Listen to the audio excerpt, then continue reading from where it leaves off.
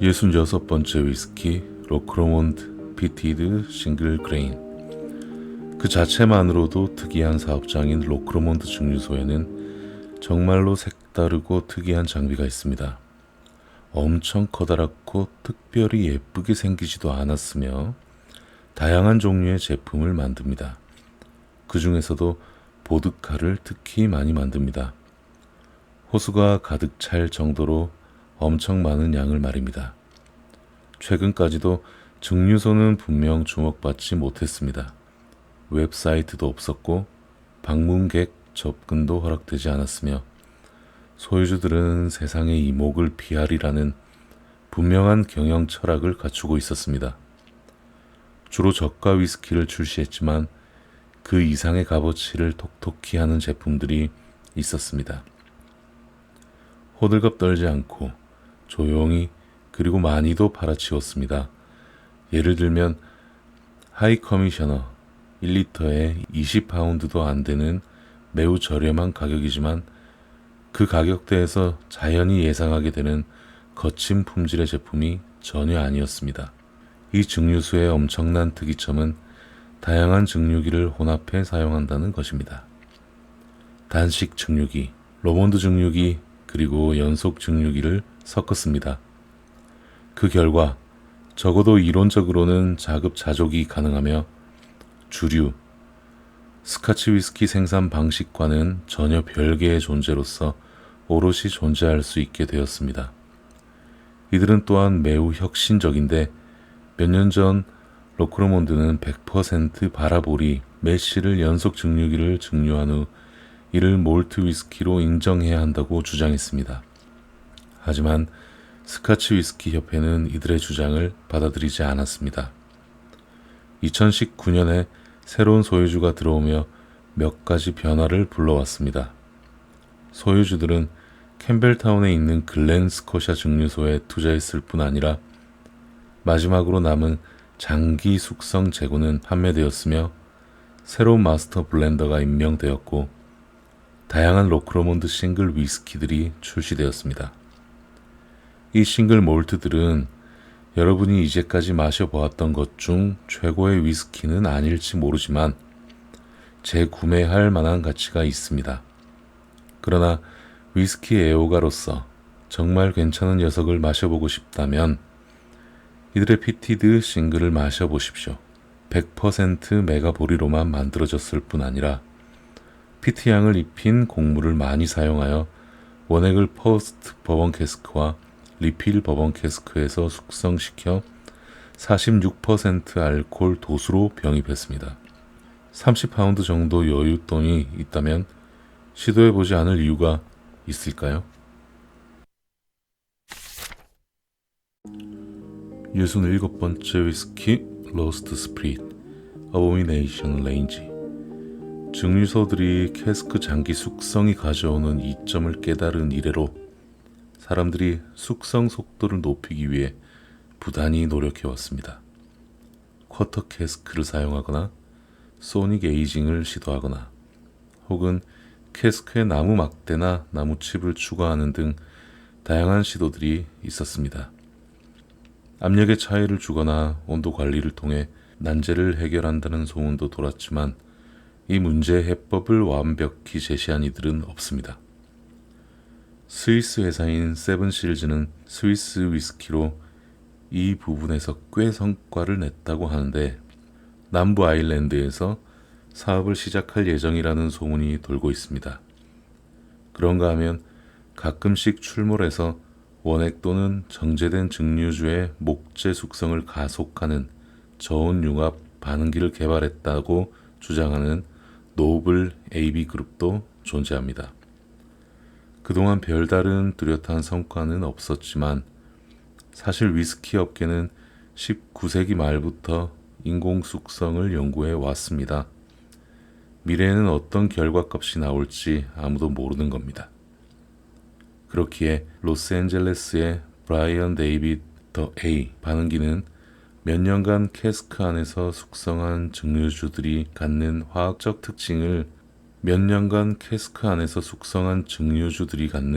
화학적 특징과 맛을 복제하는 기술로 증류산업 혁신을 이룩하려는 시도이자 주목해 볼 만한 새로운 도전입니다. 간략히 설명하자면 미숙성 증류주로 가득 찬 유리관 안에 담겨있는 오크칩을 고강도의 빛과 열에 노출하는 방식으로 작동합니다. 빛에 노출되면 향을 내는 핵심 화합물이 추출되어 새로운 화합물이 형성되는데, 이것을 분석하여 숙성 나이와 기원이 알려진 대조 샘플과 비교했을 때 숙성된 위스키가 놀라울 정도로 유사하다고 합니다. 현재 로스트 스프리츠는 그들의 어보미네이션 제품군에서 두 가지 위스키를 선보이고 있으며 H.G. 웰스의 소설 닥터 모로의 섬에서 따온 Crying of the Puma와 Sayod of the Row 같은 말도 안 되는 이름들을 사용하고 있습니다. 지난 개정판 이후 가격이 내려갔습니다. 꽤 구미가 당깁니다.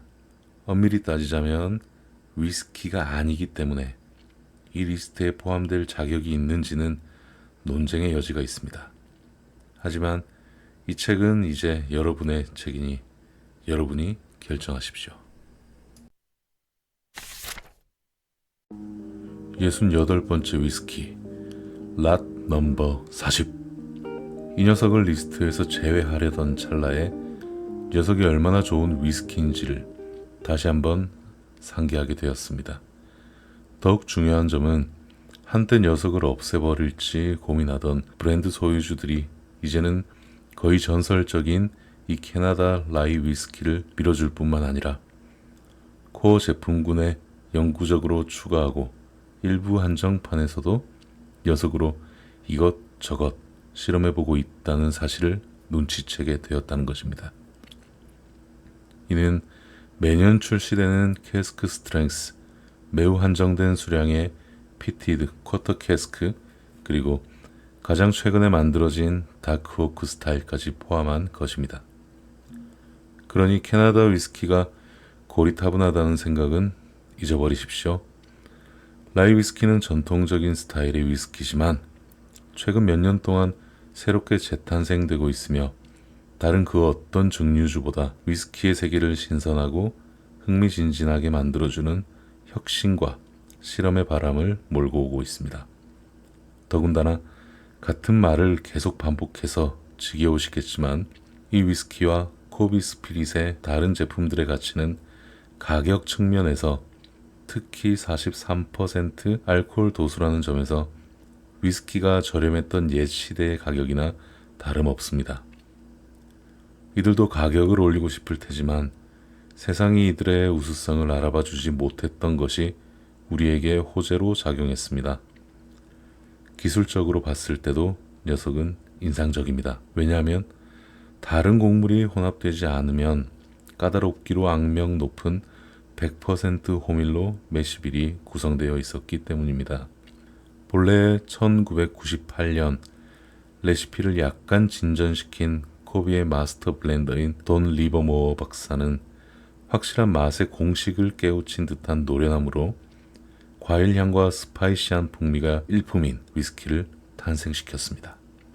연속식 증류기로 초기 원액을 추출한 후 단식 증류기에서 풍미를 농축하면서 12시간 동안 증류하는데 묵직한 바디감의 스모키한 단맛, 그리고 깔끔하고 산뜻한 여운을 남기는 위스키가 탄생합니다. 아마도 유럽 시장보다는 북미 시장에서 더 인정받고 찬사받는 라이 위스키는 칵테일 재료로 매우 적합하지만 저는 이 녀석을 그 자체만으로도 마시기 좋은 매력적인 술이라고 추천하기에 주저하지 않습니다.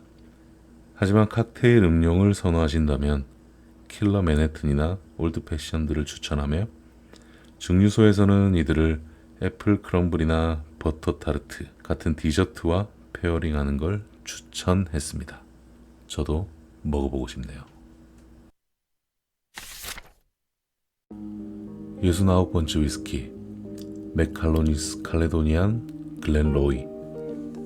지금 당장은 북미 밖에서 손에 넣기 어려울지 모르지만 결국 이쪽으로도 공급이 될 것으로 기대되는 녀석이 있습니다. 저는 두 가지 이유에서 이 녀석을 환영하는 바입니다. 첫째는 미래지향적인 새로운 캐나다 생산자가 만드는 매우 맛있는 위스키이기 때문이고, 둘째는 스카치 위스키 협회에서 벌어진 법적인 난제를 마무리 지을 수 있을 것이기 때문입니다. 2009년 다른 소규모 캐나다 증류업자에게 한 차례 수치스러운 패배를 맛봤음에도 불구하고 무역협회는 맥칼로니가 메칼로니, 칼레도니안, 그리고 글렌로이 같은 용어를 사용하는데 이의를 제기했습니다. 이 단어들은 스코틀랜드 고유 명사로 소비자들이 위스키와 스카치를 혼동하게 할 수 있다는 것입니다.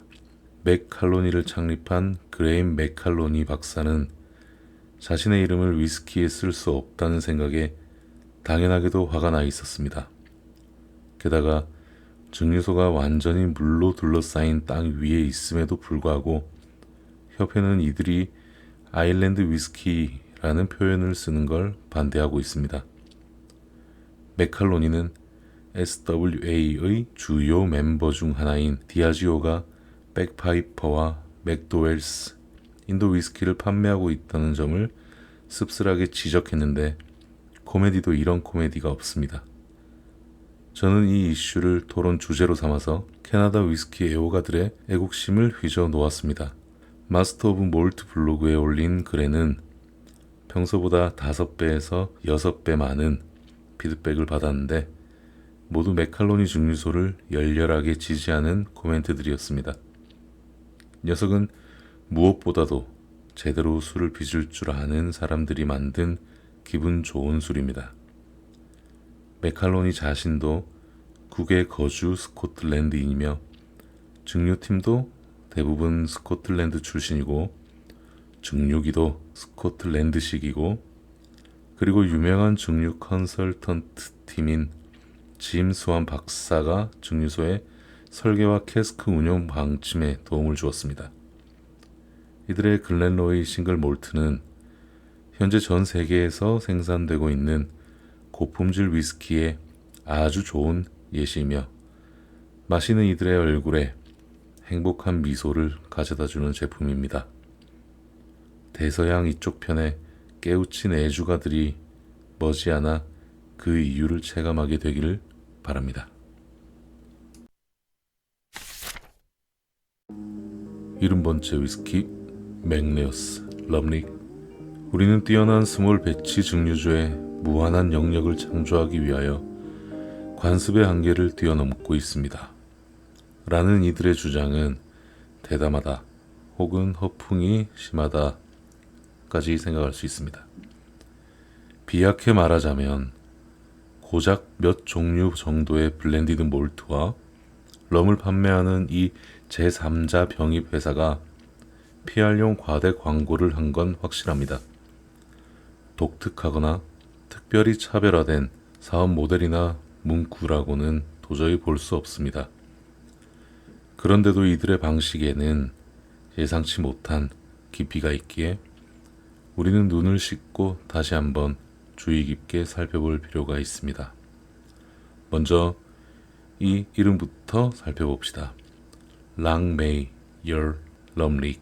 직역하면 너의 굴뚝 연기가 오래오래 피어오르길 이라는 친구들 사이의 전통적인 스코틀랜드식 건배사 또는 친구들 간의 농담 섞인 인사인데 장수와 풍요로운 삶을 기원한다는 의미입니다.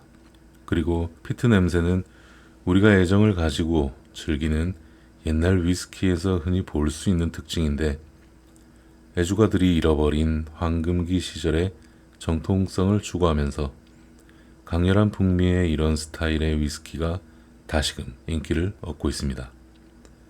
이러한 연관성을 알지 못한다면 쉽게 진가를 알아볼 수 없는 이 이름은 하드코어한 전문가들은 끌어들이지만 무관심하거나 보드카나 더 값싼 증류주를 마시는 사람들은 자연히 거리를 두게 만듭니다. 이 12년 숙성의 블렌디드 몰트는 위스키의 살아있는 전설 중 한 사람의 손에서 탄생했습니다. 증류 장인이며 블렌더인 빌리 워커는 그의 벤리악, 글렌드로낙, 그리고 글렌 글라소 증류소를 브라운 퍼먼에게 팔고 나서 이제 글렌 알라키 증류소의 책임자로서 온전히 자리 잡았습니다. 맥네어스는 그의 요즘 젊은이들 용어로 다소 무례하게도 사이드 허슬 혹은 일종의 부업이라고도 언급할 수도 있지만 우리가 그에게 기대하는 것처럼 근 50년 가까운 내공에 걸맞게 세심한 주의와 관심을 가지고 이 사업에 접근하고 있습니다.